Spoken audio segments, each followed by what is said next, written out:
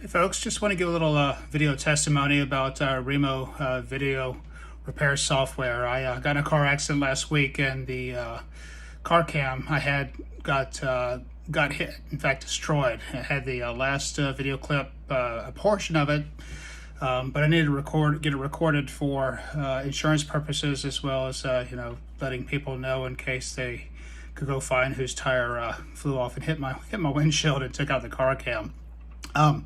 So I had the video clip, but I tried downloading. I went to I believe it was Ease. I just did a Google search for video repair software on easeus.com. They had like 14 different product versions.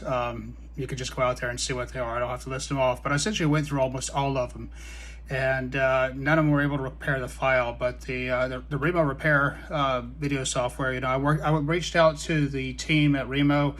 Uploaded the clips in. They used their own software, the video repair software, to fix it. Used a couple comparison tools, and they were able to repair it and send it to me. That got my video back that actually showed what happened during the accident. Actually showed a tire bouncing across the highway and hitting my car and pretty much totaling it. So thanks to them, I actually have the video evidence now. And like I said, I tried about probably 10 other tools from that website, and none of them work but the Remo software.